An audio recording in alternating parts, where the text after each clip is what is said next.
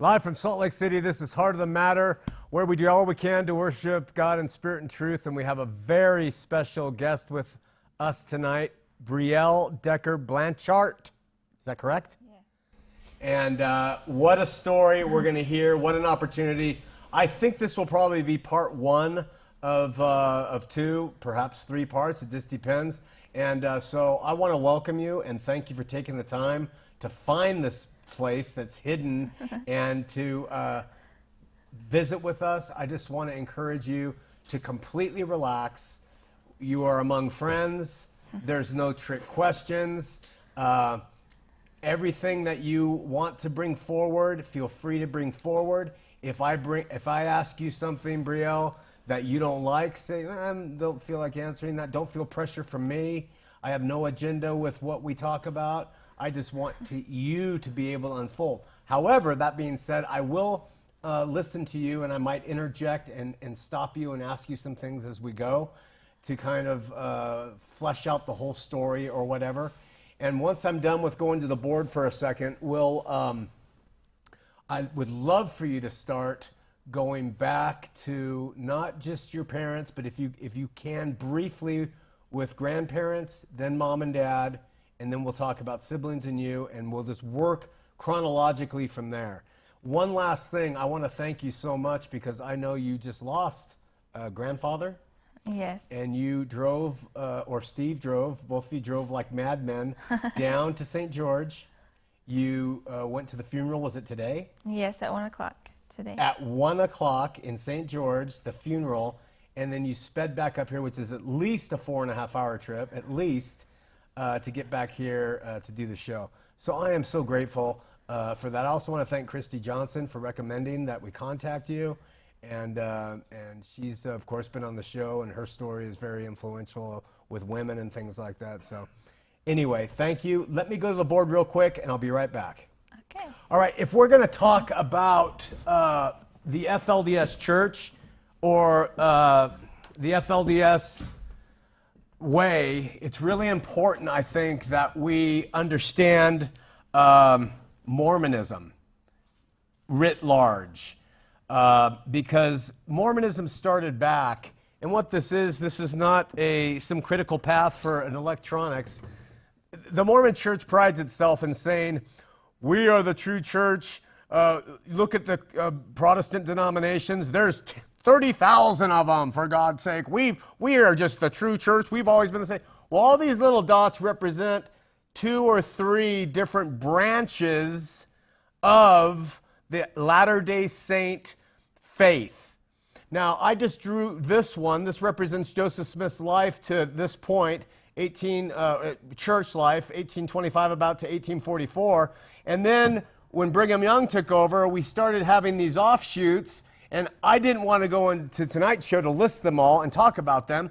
But the one I really want you to understand is we have the primary LDS church. I say primary only because it's the biggest and wealthiest. That's the only reason. I refuse to call these, even though I just did, offshoots or sects, because they're all essentially expressions of Mormonism. They're just all expressions of different ways that people have interpreted what old Joseph Smith started and what Brigham Young propagated and changed as he went forward.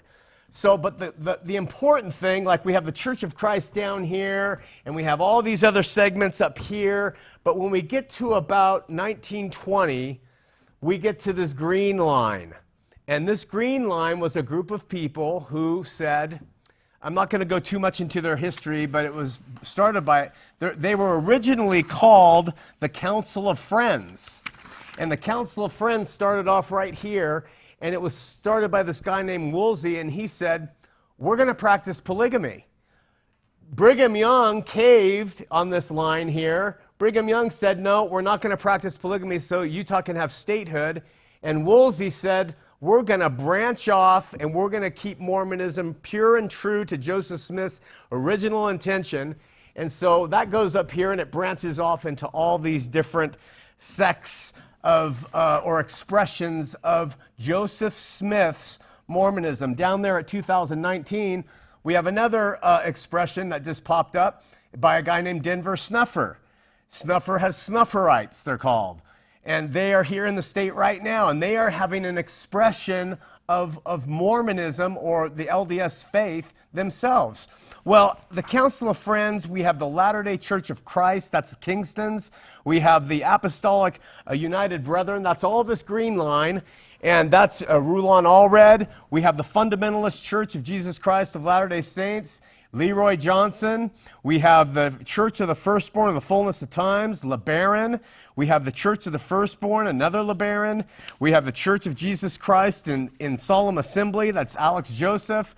We have the Church of the Firstborn of the Lamb of God, that's Everett LeBaron. We have the Church of the New Covenant of Christ, that's John Bryant. We have the Righteous Branch of the Church of Jesus Christ of Latter-day Saints, the Righteous Branch. That's a bold title. That's from Gerald Peterson Sr. We have the Sons Amen Israel, that's David Israel. School of the Prophets, Robert Crossfield. We have Centennial Park, the Church of Jesus Christ of Latter-day Saints in the Kingdom of God. Church of Jesus Christ of Latter-day Saints in the Last Days. Church of the Firstborn of the General Assembly of Heaven. And the Church of Jesus Christ, Original Doctrine, Winston Blackmore. They all say we're the true church. Understand there's the idiocy in it. We're the true church.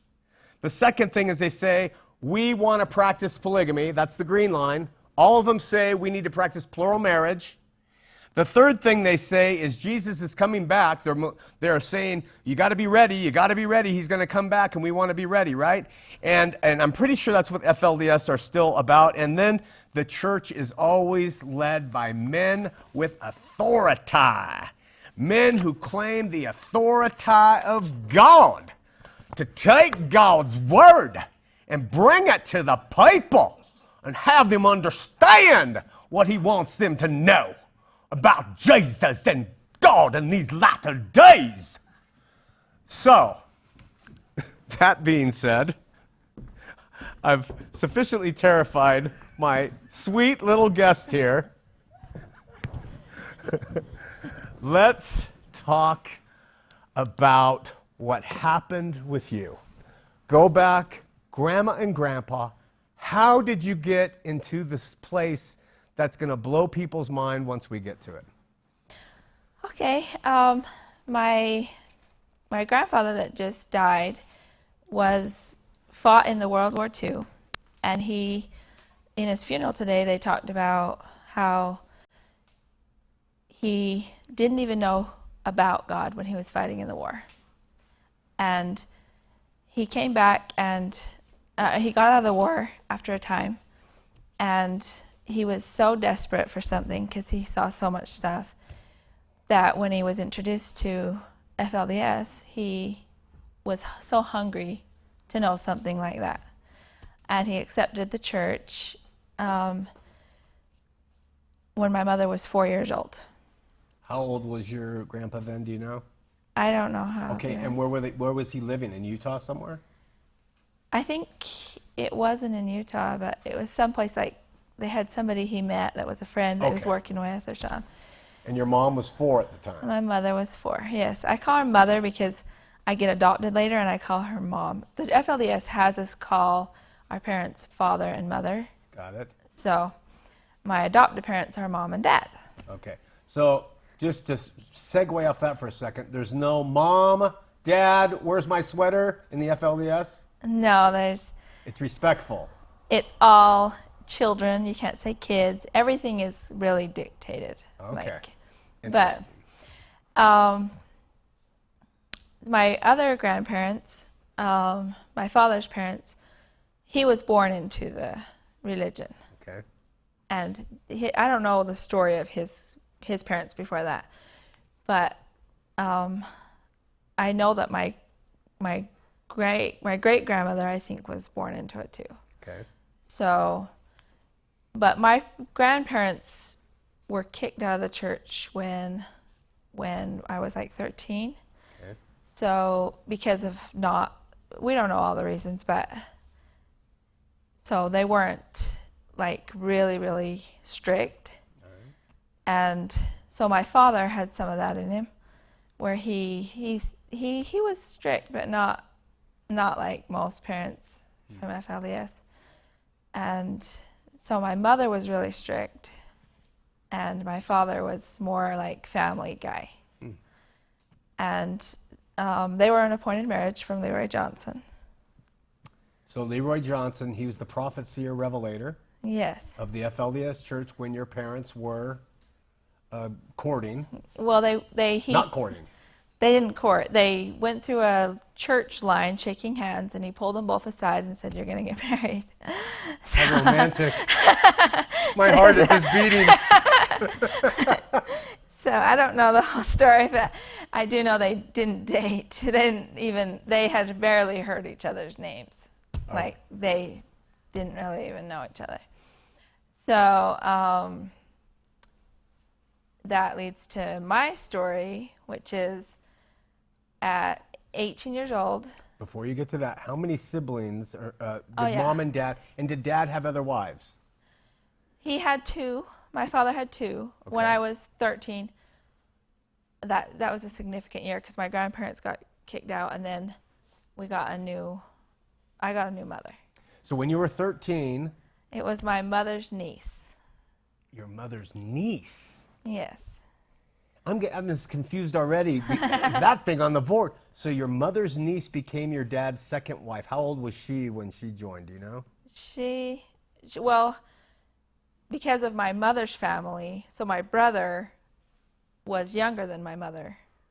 So he was probably like not even born when my grandparents joined the church. Okay. And so then it's his daughter who was born into the religion. Yeah. So, and was your mom, because she was more stalwart in the faith, she was fine with the second one? Did she? She prayed for it. She prayed for it? Before it ever came. So we were all prepped that we needed another wife, because in polygamy, they teach that it's a higher law, it's harder to live, so there's going to be more people who struggle in it, but also it's seen as a privilege. Like, you're supposed to see it as sacred and a privilege, because you need a certain amount of wives to be able to make it into the highest degree of glory in the celestial kingdom. And that's not, just for our audience, that's not some thing they created. That was taught. That's real Mormonism, you know. If it wasn't for the U.S. government getting in, they would still be practicing it, and we'll talk about that later. You're 13. Do you have any other siblings from mom number 1? I'm number 11 of 14. Number 11 of 14. So I'm one of the younger ones. And how did Dad and Mom provide for you growing up in your home? I heard stories of my older sister and brothers. They had a lot harder time than I did. By the time I came, I was kind of spoiled, I would say. It's always that way. I was one of the younger ones. You had the video games. Well, they didn't allow certain things. The church banned television when I was like 9. So they didn't have any television. They didn't have video games, like, for my whole life. Like, wow. It was all banned. The internet was banned about the time after I was married. So books banned? Books started to get banned. They were saying they had to all be homemade from the church. Wow. Now, what city are you living in with Mom and Dad and your 14 siblings? I was born in Sandy, Utah. So right this was here, going on in Sandy? It was. But when the Olympics came, Warren Jeffs took that opportunity to say that the people without the faith were coming to this city, so everybody that had the faith needed to move. So he took them all down to the southern Utah when I was 16. So were you educated in public schools or all home? All homeschool. I did get my GED after I escaped. Good for you. I've heard some people joke around about, like, even if they did go to high school, the diplomas were not recognized by the state, so you'd still have to get a GED. Got it. When you're living here in Sandy, it was probably a large house with all those family members. It was a house that my father built. And it had like 6 rooms, and it was pretty big, but it wasn't as big as some families are. Some families are really big. And then where was church held? Where were your meetings held? Yeah, Alta Academy. The academy. I don't know if you've ever heard of Alta Academy where Warren Jeffs was the principal. He was my principal till I was in 6th grade. Was he as strict as they say he was? I've read that he was strict and a disciplinarian. He was strict. I remember my mother commenting, when he has his own kids get that age, he's not going to be as strict. That's funny. Yeah. And it was true. Yeah. Yeah. It's hilarious. You are delightful. All right, this is great. So you're 13. You're in Sandy. I'm thinking that you're out in Hilldale. You're in Sandy, Utah. Yeah. Did you go shopping in the stores? I did. I had more than what the children get nowadays, because the children nowadays they're under Warren Jeffs. So when I was growing up, it was his father that was the leader, Rulon Jeffs. Rulon, right. So it was Leroy Johnson, then Rulon Jeffs, and then Warren. So when I was growing up, it was Rulon Jeffs. So it wasn't as it is now. Like they just progress more and more and more. That's typical for all of these groups. But I did go to the stores, and that was one thing that I always comment about is the people in Sandy, Utah gave me hope, because they were smiling at me. They were telling me my hair was beautiful. Even though we were dressed different, we had uniform type clothes and long hair with big, waves and braids, and we couldn't cut our hair and, different things. But people would treat us nice, even though the church was telling us they were dangerous and bad and stuff. I just had something inside of me say, it doesn't seem like that, know. But I couldn't express that until when I got into crisis later in my life. I was like, I don't think the world's as bad as they think they are. Wow. So isn't that encouraging for people? Really, it's encouraging for people of all faiths to treat everybody kindly all the time, compliment them, and be friendly with people who are different or look different, because it's that love that helps break down the barriers and boundaries in someone's heart. Right. Had you been teased for the way you dressed or looked, you would have been, they are evil, right? Yeah, you would have believed more of what you heard in church. And there's a fine line, because, people have to take certain paths in their lives always, but, when we think of our family that's still in there, we want to give them leeway, and we understand that when we got out, we needed that.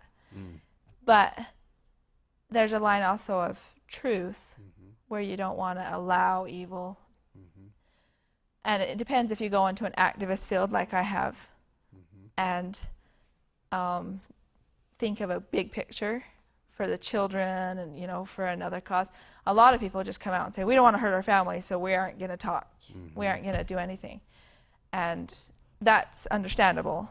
It's just, I'm an activist, and I'm like, I saw so many children. It wasn't, it's not going to benefit as many people to hide the truth of what I know and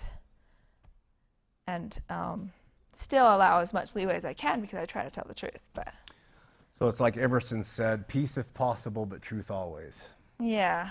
And so when you're engaged with people as an activist, would you say an activist against? I'm an activist for trauma. Activist for trauma. Okay. Yes, because I think that a lot of things get covered. They don't always talk about the children that don't know how to read, and the children that don't have an ID. The levels get buried. There's so many of them. So that's why I'm for trauma specifically, because I don't want to stand on something that isn't broad enough. You witnessed children not reading, and you witnessed those things. Were you one of them? No, my father was for education. Okay. So I got my GED within the first 2 years after I left. Is there liberality within the families of a father if he's practicing the principle and he has his, can he say, well, we're going to be a little bit more liberal, my children can do this or that, within reason? Within reason. Because sometimes the church used to get up and say, we want everybody to go on a project. And then the father was kind of eliminated because it was the higher authority over him. But a lot of times it is the parents that make most of the detailed decisions, where they say, well, we need sometimes it was just one child. We need the girl in the family. to take care of the younger siblings and all these things, so they get pulled out at 3rd grade, but the boys are all getting their education. Wow. It depends on the parents a lot. Does your focus on activism toward trauma lean more toward the girls? No. No? Okay, just children in general. Yeah, mostly children. And I think if you focus on the children, you can sort out the rest of the picture. Got it. If you don't focus on the kids and what they're going through, like, I believe Warren Jeffs has twisted the whole thing where he can't do wrong. And all these leaders kind of think that. They can't do wrong. God would strike them down if they were going to do something wrong.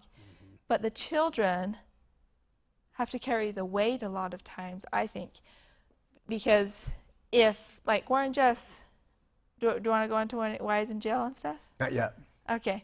That's part 2. Oh. We got to get all these people to come back. Yeah. So anyway, he twisted it around so that the children were not always innocent. And out here in the world, I call it the outside world, but it actually means people that weren't raised in like a cult. You know, it's like it's just people that are, I can't remember the exact wording. I'm going through coaching sessions. I'm not a professional speaker yet, but I'm getting there. You're doing wonderful. So the children out here, when you get out of this confined mentality, then they're always innocent. You know, they're always considered more like innocent because their brains aren't developed until they're 25. And they have like this whole system where juvenile and they're not judged as much and things like that. Where in these, especially in the FLDS, I can speak mostly to the FLDS because that's my experience. They judge them as if they're adults at 8 years old. They don't have the choice of juvenile. Unbelievable. I just want to point out to our audience that what Briell is talking about, of course, is at a polarized extreme, where the prophet is right, and if you don't follow him, he'll be struck dead, things like that. But we are talking about variations of this throughout most religions. Mormonism proper, or Brigham Young's Mormonism, North Temple Mormonism, it's the same thing. When the brethren speak, the thinking's been done. It goes on in your churches with your pastors. I've made the decision, don't question my authority. It's in religion. And so we're talking about an extreme here where there's a tremendous amount of suffering, but that suffering goes all the way down to the end of the road. Somehow, when men think that they can insert, or women, insert themselves between the individual and God. So, 13, new wife in the house. How did you react to that? 13-year-old girls, you girls are pretty sharp. I've got 3 of you. Man, you guys you're sneaking behind doors and you're listening to stuff. You're tricky. You're tricky at 13. Yeah, I liked it. I thought it was great. You did? Why? Because I had this problem with being, at 13, you kind of think that working isn't that great. Right. So my second mother, she would always stay in her room. She didn't participate in the family very well. So if I knocked on her door, she would always let me in. And so I didn't have to participate in the work. Wow. Oh. So it's like an outlet for me. I thought you were going to say she was doing all the work and you didn't have to. No, she was lazy. Well, she just didn't think it was her work. It was because she didn't have any kids ever. Got it. She never did. So I see. They weren't her kids, and so why should she? But she did work in like help financially a lot later on.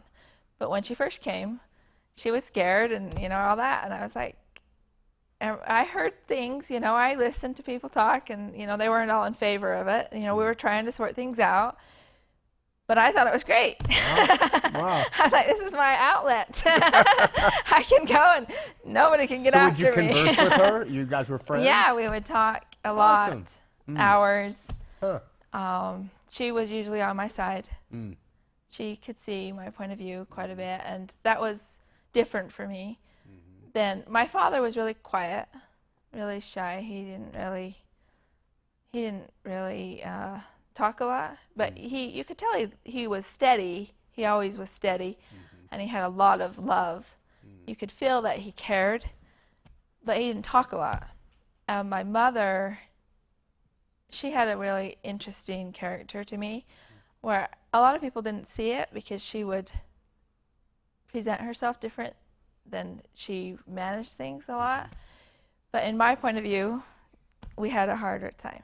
Me and my mother. So when my second mother was really nice to me and saw my point of view and took the time out for me, I thought that was great. That's interesting. How old age difference between your second mother and first mother? Do you know? I don't know for sure. Do you know how old she was when she joined in marriage with your father? She was 18, I believe. So you're 13, she's 18. It's almost like a sister. Yeah. It wasn't that much different than me in age. It was, but it wasn't. My mother probably saw that as a threat too, so that probably complicated my relationship with my real mother more than helped it. Isn't that is that one of the things, because it's a higher principle, that women are supposed to overcome, is that jealousy? Yeah, and they're supposed to be completely submissive and rejoice and stuff toward each other, and they can never express. I'm sorry, I'm smiling. They can never express. When you say rejoice, I'm like, rejoice in my new wife. Rejoice. I can see my wife right now. Honey, she's 18, she's hot. Rejoice. I'm sorry, but I mean, can you really expect that from a woman? Well, that's what they taught. So it was like. Did it work? Did you see it work? No, I didn't see it work. Wow. But I knew what they taught because I had been indoctrinated since, first grade. I was in Alta Academy having Warren Jess as my principal. And so I knew the rules and stuff, but it wasn't working. And I could see it wasn't working. But in my mind, I kept thinking, as a child, I thought, maybe we just need to go talk to Warren Jess, because he's the principal. Maybe he's going to fix everything. But my father protected me in that. He did not go and talk to Warren Jess about everything. And that was a protection, but I didn't know that at my age. At your age 13 on up, before you reach 18, were you a questioner? Were you like your dad, a little bit more? I was always very analytical. Wow. Very. I figured that my father didn't go and ask. I knew he didn't ask all the time. And I figured that there was a way to ask all the time. But when I went into marriage and I figured out so much more stuff, I was like, oh, no wonder why my father, because he knew way more than I did. I see. So I figured it out later, but it was my mistake. Did you have any rebellious moments in those teen years? Did you ever sneak it and go out to a movie or grab a smoke? Not me. You were analytical, like, but you weren't rebellious. I was so in tune with God. I really wanted to please Heavenly those Father. over me and God. I really loved God a lot. Like I would go and listen to trainings all the time. I was kind of like in between two girls, so I didn't have a lot of friends, and I just spent my time weeding all day or folding laundry all day, and I was totally fine with that because I just knew God knew everything. I didn't need to study that hard, I just figured God will take care of it. God will take care of it, all the time. Can we talk about that little segment just briefly now of God? At that age and at your period in life, were you considering him God, Heavenly Father, Father in heaven? Where was Jesus in the mix? Heavenly Father. Where was Jesus in the mix? Same as LDS proper doctrine, elder brother, spirit, all that? Jesus is, it's complicated. It's like they have a Godhead thing, and so Jesus is the older brother, and he's also comes to sacrifice for everyone. So he becomes like younger or whatever. Not really younger, but he comes down, and so Michael is like over So Michael's the one that came and suffered in the Garden of Eden. And Jesus, even though he was the older brother, he came down to help him. It's really complicated. So their view of Christ and things are different than what the main branch teaches. Well, it's very much Warren Jeff's interpretation. Okay. Everything is. By the time I came in, everything. He compiled all the Leroy Jeff's books. He compiled all the Real and Jeff's books. He had his own whole slew of trainings because he was the principal. So every morning we had to be there at 8 o'clock in the morning to listen to just church history. We didn't have any regular history. It was all, we had 2 hours during each school day where it was just church history and then what they call the devotional, like a morning class. Amazing. And it was all Warren Jeff's interpretations of everything. Yeah, isn't it always the man's interpretation of everything? Question, do you know if the local authorities ever came and knocked on the door at the house in Sandy or went to the academy and, excuse us, do you have a license for all these wives? I mean, did they? Well, I know in 1953, then it was way before I was born, but they talked about that a little bit in our church history, where it was in Colorado City where the local authorities went there and raided. They called it a raid. We call them now attempted rescues because we've learned so much more, and it's all publicized now, where before everybody would join because they didn't know all the stuff, and they can look it up now on the internet. So in 1953, a lot of children and ladies were taken away for several years, and they were all spread out in Phoenix and all over. And then Leroy Jeffs won a court case saying that they couldn't do that legally, and they were gathered back. And then in the Texas attempted rescue, then that was just in 2006 or something. That one was huge too, and then in the Supreme Court or whatever in Texas, the children were returned. So. And just to throw this out, because it's on my mind, do you think plural marriages should be against the law? I think that I don't like to talk about polygamy because it's a blanket covering, I think. And I can't get to the other traumas because people talk about that too much, I think. That's just my opinion. So you don't even want to address the plural marriage side because it obfuscates your need to get to the kids. And get to the other traumas that are just as important as that topic. I respect your resistance. I'm going to just ask one follow-up question.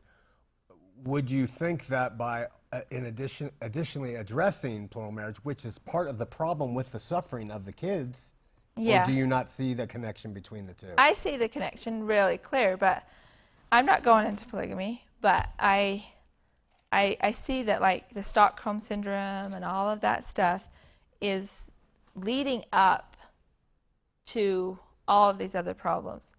And if we don't address Stockholm Syndrome, then how are we supposed to get to, the fact that there's this polygamy, Got it. So that's how I see it. I know in my book, because I'm writing a book, and it will be out in like November of this year is what we're aiming for. And I have a lot of things that are more like trying to reframe the thinking so that people can come out of that Stockholm Syndrome. And I like to focus on solutions. So you're being much more strategic in this, and that's good. Because what has been in the past, what I was just relating to is, well, what do you think of this, But you're saying, no, I've been in it, I know what to do, this is the way to go about it. And that's how I see it. I love it. Good for you. I mean, it was the same thing I thought when it came to addressing Mormonism. Why try to get people out of the Mormon church? Let them stay. Just let's talk to them about Jesus. People went ape over that one. Oh, no, you can't do that. But if you don't rewrite the way it's been done in the past, you're never going to see anything change. Yeah. Good for you. Awesome. Thank you. Do we have a working title yet? I do, but I can't disclose it yet. Okay. It's all right. I look forward to that. We'll have to push it here on the show. Yeah. All right, so teenage years, you go through the academy. My sister and my brother were pretty wild. They were wild. Yeah. How do you define that in a... Well, in the religion, it was appointed marriage. Everything was appointed marriage. By the time I came, it was really strict. Like, you couldn't even look at a boy. And, you know, you had to be so... They separated the boys and girls in school at 4th grade. Wow. They were so strict about it. And then overnight, when you get married, you're just supposed to be a wife all of a sudden. So let's stop there for a second. So they separate you at 4th grade, girls and boys. There's all this, it's forbidden. Talk about, they're a snake. They're like poison to you. Boys? Boys are. Because if they take you away, if they take you, if they date you or something, or flirt with you or anything like that, then they are distracting from your salvation. Because only the leader has the right. He actually taught, his quote was, "The Lord gives the best to those who leave the choice to him." Whoa. But he was the prophet when I turned 18. Wow. So leaving the choice to him, I don't agree with that anymore at all. Right. Wow. So they're saying the boys are snakes. Were they really down on sexual thoughts? Were they down on... Yeah. Anything. Anything that had to do with sex? Yeah. Verboten. Forbidden? No. It had to come from the appointed leader or it wasn't right. And when you say had to come from, you mean that Jeff's had to say, you get to have sex with him, boom. Yep. Wow. And then you had a choice. Like, their choice was pretty much like yes or no. And if you say no, you get a punishment. What kind of punishment? Well, they're all different. You don't know what all of them are going to be. You kind of have to choose a route and find out. It's like, I describe it like standing on a cliff, and they're not addressing the cliff and saying, which way do you want to jump off? You know, no or yes. But both of them are pretty much punishment, you know? Wow. So that's how I address it. Okay. So separated. So in school at the academy, you don't even see boys, or are they passing through the hall sometimes? They had a junior high, so when they had another building that the boys went to, and we would see them out playing sometimes and stuff. And in the meetings, they had them like classes. The boys would sit on one row, the girls. So it wasn't like you didn't see them at all. It's just as time went on, it got more strict. So like in Texas, they had all the boys would sit in front, and then the girls would sit back. And you had your eye on God, and so you were really trying to please Him. You wanted to do everything right. So you weren't one of the girls who were sneaking in a note to the other girls saying, "Isn't Bobby Jones really cute?" No, I wasn't one of those. I was the tattletale. Oh!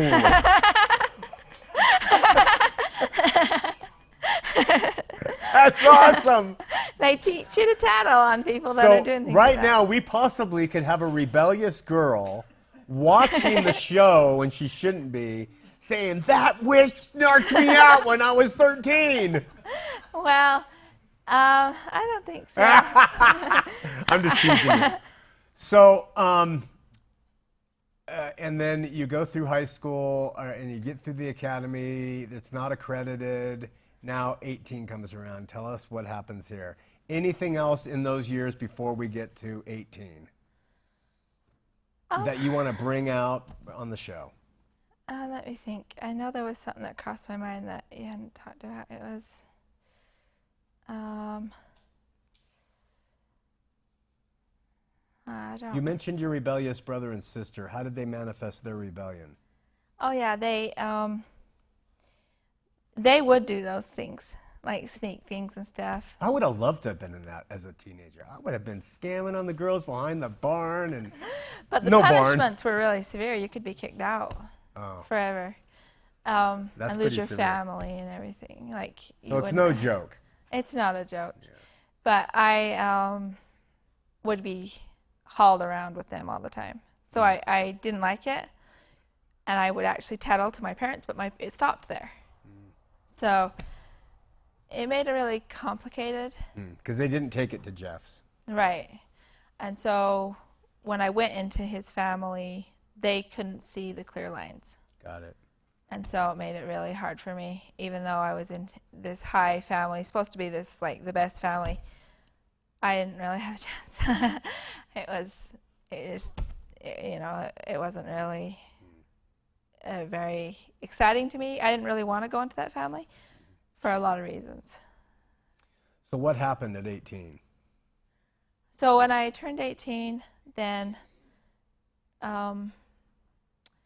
my father came into the kitchen one day. I was making dinner.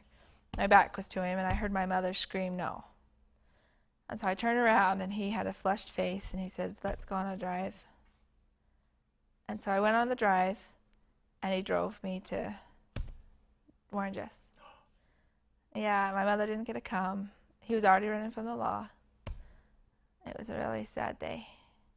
Wow. And I didn't really want to go into the marriage, but I didn't see anything else. Like, I had to choose my route. So I said yes, but I didn't know which, I didn't want to take the punishment definitely route. How was the offer presented to you? Well, because I'd been so indoctrinated and knew so much about, there was like 3 options that he could take. And one of them was he would just tell you who to marry. One of them was that he would ask you if you had any impressions from God. And I had felt that I was groomed. So I was really scared because I knew enough to know that my childhood, so I had some significant things happen when I was really little. And so I knew that if I did go into his family, I wouldn't be treated good, even though it wasn't my fault.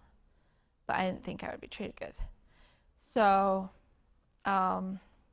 so he could ask you what your impressions were, he could tell you, or he could like even put you through more stuff, which would be like to go and find somebody and come and ask him if it's the right person. So there were like 3 things, and if you lie to us, then he told us the results of each one. So if you lie, like if he asks you if you have an impression and you say no, then it better be the truth, or you get an automatic punishment. If you say yes, then he decides after that. So in my case, I had a lot of nightmares that I was going to be asked my impression. And when I went in there, that's exactly what happened. And I didn't know what to say because I knew I had been groomed. And I knew that if I said no, then it would be an automatic punishment because he was the one that groomed me, and he would know that he groomed me and that I was lying. It's unbelievable. So. This is unbelievable. So I said, I'm wondering if I was supposed to go into this family with my sister, because I had a sister already in his family. And he just said, yes, you have a strong testimony of God and all that stuff. So he verified it, which was his choice. He could have said, no, that's wrong. But I was like, I was terrified.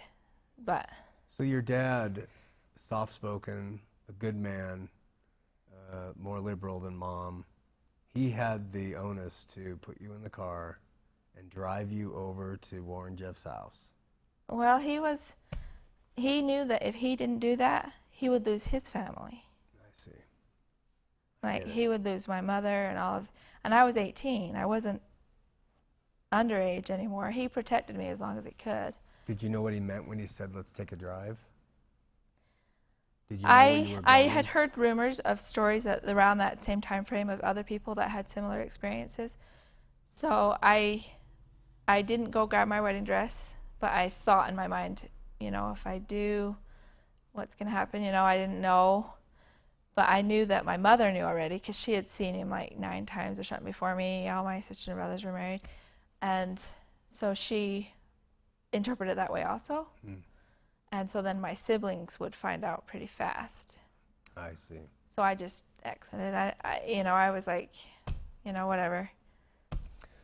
So you went to his house, the proposal was made, the impressions were questioned, and it all came out good. And what happened after that? Well, it wasn't all good. I went into shock.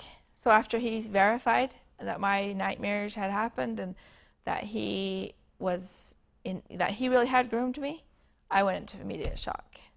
And I didn't respond very well after that. Like, I just was in a fog. And so they did do a ceremony, and I said yes and everything, but that's all I had to say.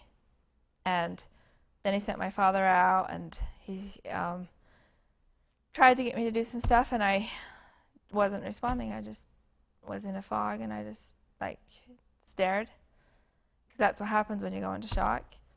And he said, well, he called my father back in and sent me back to my father's house for 2 weeks. I went there, and I kind of came out of it when I went there, because everybody, it was my familiar zone.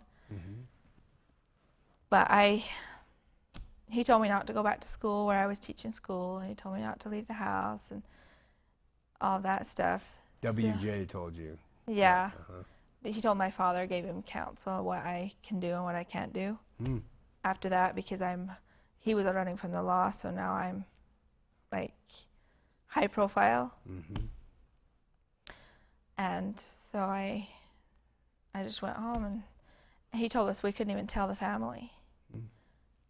So we went home, and everybody was like, are you married? And I said, I just laughed at him. I couldn't say anything, so I just laughed at him. And so, most of them decided that I was married. There was a few there was at least one that said. No. The sister that was married to him before you, she's older? Yes. Older sister? And is she still married to him? She's probably not. I don't know for sure, because I think I've heard rumors that he sent them all away and told them they needed to qualify again. I don't know.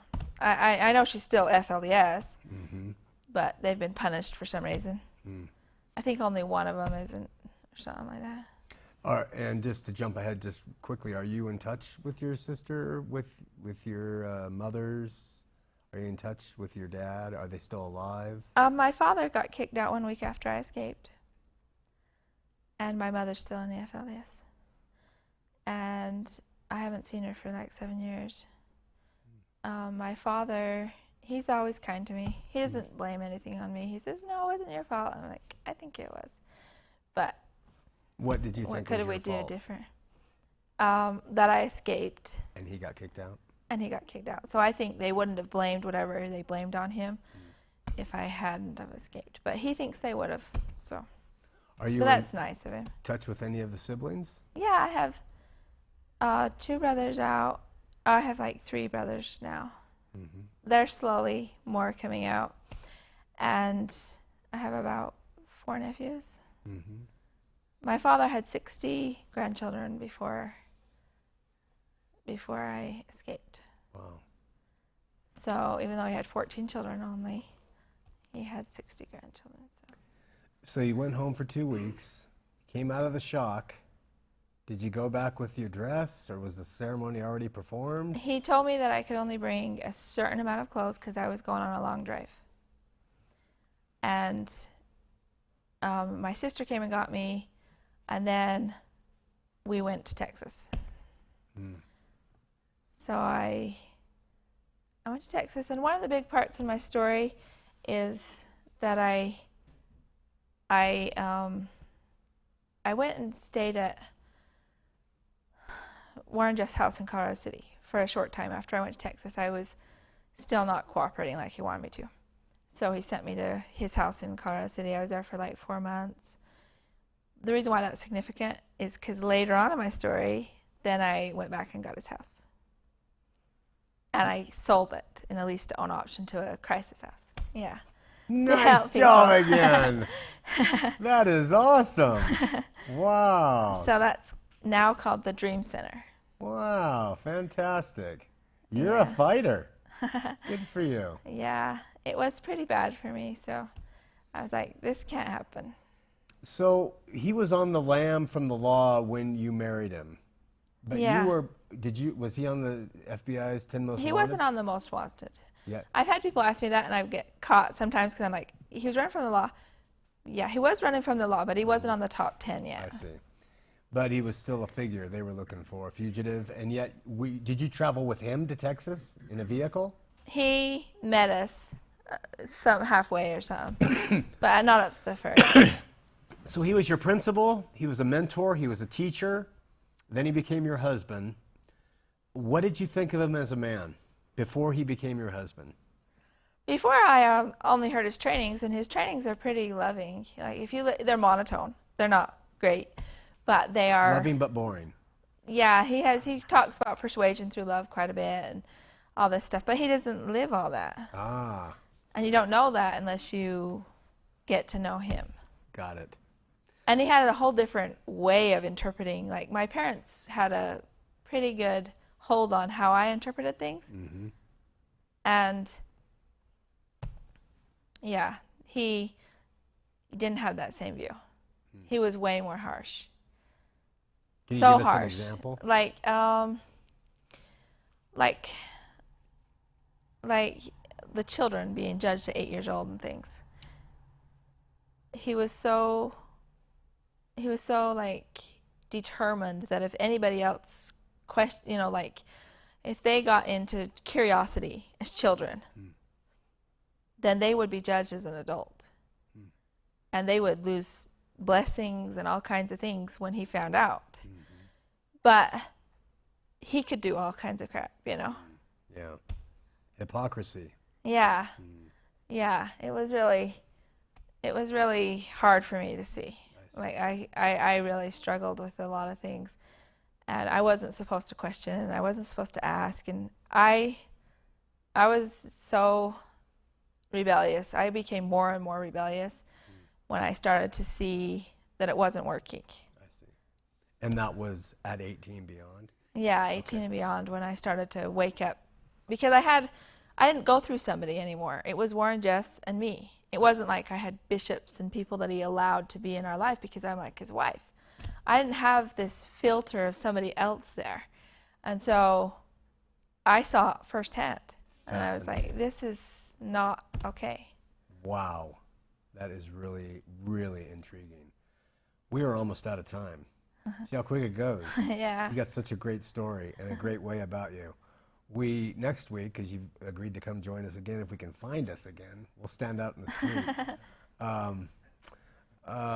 We'll continue on. We can start learning all about the marriage and then what you observed, and then I'm not going to even say the stuff that goes on. I do want to touch on one thing. It may be too sensitive, but you read body language. You said that going into that marriage, you knew you wouldn't be treated equally because of some events that happened in your childhood. Right. Those childhood things, what could happen in a child's life that would make them not as worthy? Yeah. Because I was a victim as a child when one of my brothers I see. got too close. So. And so your brother, he made you less worthy? Yeah. And the other wives? I felt that way anyway.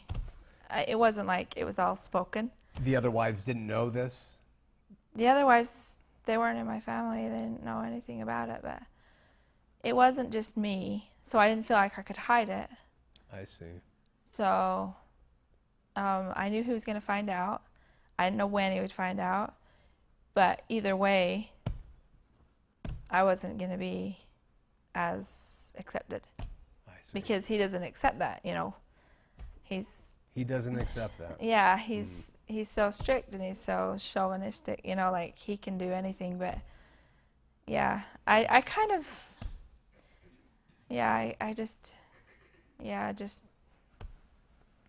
wasn't. Yeah, my story is really complicated, so I want to write it in my book really bad because I can go through all these details like really in depth. Sure. And explain how I can be a victim and yet still not be so loaded with information. Because there were specifics. There was a lot of things. It wasn't bad. My experience wasn't that bad, but the side effects of that kind of an experience are so great. And that's one of my traumas that I want to help with, is because the side effects of that are so huge. Well, it seems like anything in that environment, anything that happens that's out of the ordinary would just be exacerbated and just become a gigantic event in your psyche, in that petri dish of pressure with that whole thing. So that makes total sense. Yeah, and also because most of his wives came from really well-known families. And my family, like my grandfather, that did have the longest history in the church, got kicked out when I was 13. And then my other one was a convert. So it was like even a miracle that I even went into his family. I see. It wasn't a common thing. We're going to talk more about this hierarchy stuff, family, who is the right family, the right mix. We're going to talk about your personal revelations as being close to Warren Jeffs and seeing what he was like versus what he taught. We're going to talk about how you dealt with it, how long you were with him, what you thought of the marriage, what if you were in touch with the other people then, now, the escape, which is fascinating, I'm sure. And then, of course, I also want to hear about your husband now, and want to hear about your cause and everything that you're doing so that we can help promote that. But I really appreciate you coming and taking the time, flying up here from St. George, and being with us tonight. So thanks so much, Briell. Thank you. We'll see you all next week here on Heart of the Matter.